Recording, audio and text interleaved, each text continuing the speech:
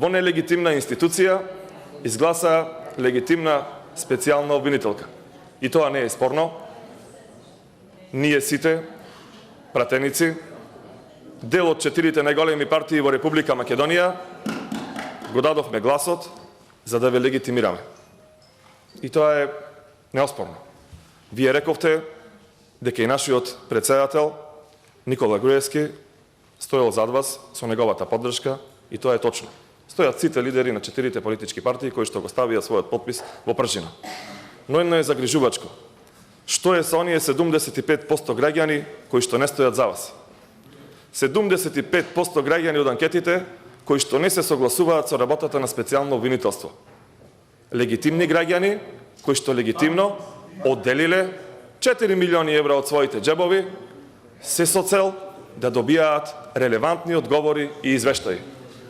Ако го погледнеме оскудниот извештај од специјалното јавно обвинителство на 16 страни, освен податокот дека сте се преселили на улица Штрасе, како што вели Заев, Теодоси Гологанов, ништо друго по суштинско по однос на предметите кои што сте ги отвориле не можеме да најдеме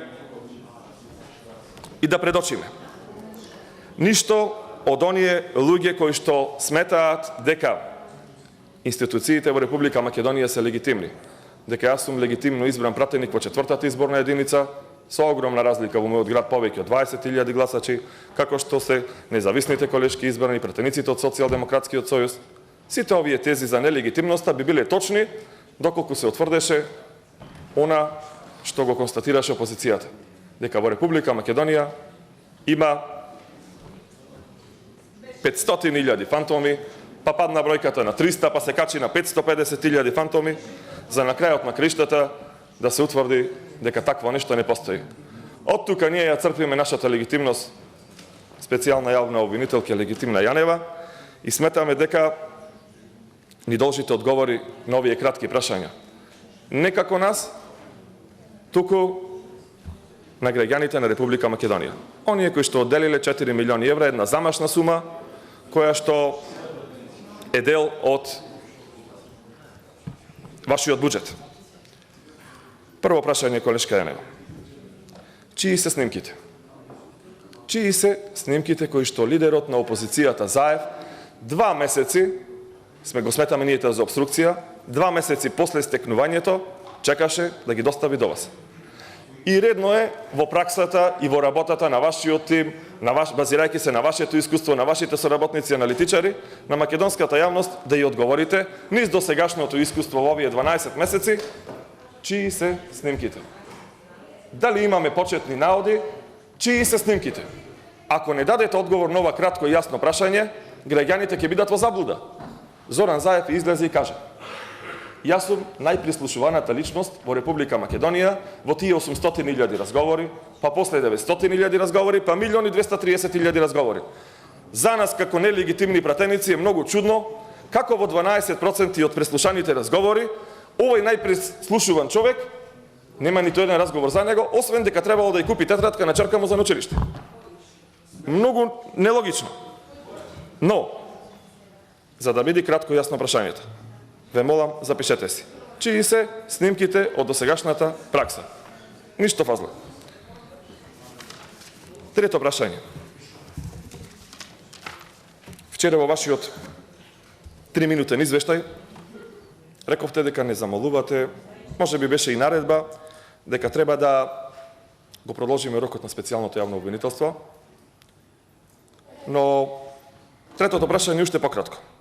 Ако е така, зошто на 27.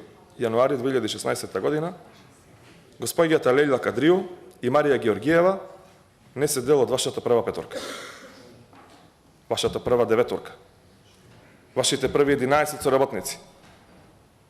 Одговорот ваш беше краток и јасен, дека заради помалиот обем на работа, овие две специјални обвинителки, кои што се дел од Европското судство, 90% ги поминале обуките од Европското судство, се избркани од вашиот тим. Зошто?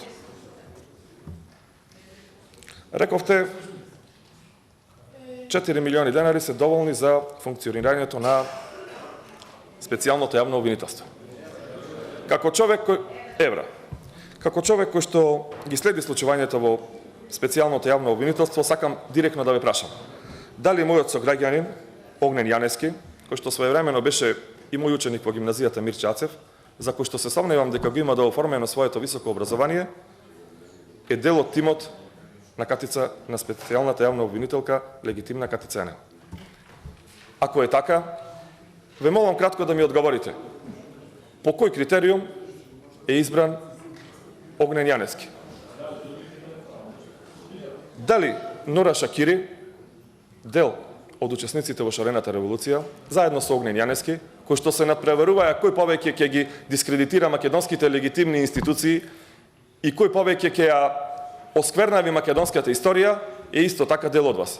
Прашувам за конкретен одговор, да или не. Јас не верувам, но вие кажете дали е така. Не верувам, бидејќи во извештајот од 16 страници не ги сретнав ниту нивните хонорари што им биле исплатени за овие месец, 2, 3, за кои што новинарите, позиционите, шпекулираат дека се од вашиот тим.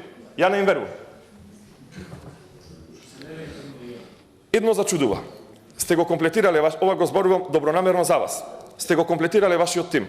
Добри аналитичари, добри соработници, добри правници кои што се докажале во својата струка, нови простори на улица Штрасе Гологанов, дозволиле пред вашиот сектор за комуникации да излези со соопштение, да протече информација што ќе се случува на 18.8.2016 година. Дали е коректно, според вас, да или не, македонските граѓани и нелегитимните пратеници да разбираат од утрински вестник и од Гордана Дувњак што ќе се случува утре во специјалното јавно обвинителство? Јас мислам дека е некоректно, но вие одговорете дали е тоа така.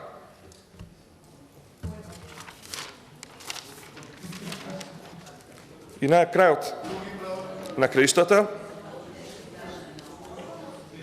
кратко и јасно, 1.200.000 граѓани во Република Македонија го искористиле своето легитимно право да излезат достоинствено, да го дадат гласот на гласачкото место за оној кој што сметаат дека навистина би бил човек кој што би ги реализирал нивните идеи, заложби и проекти.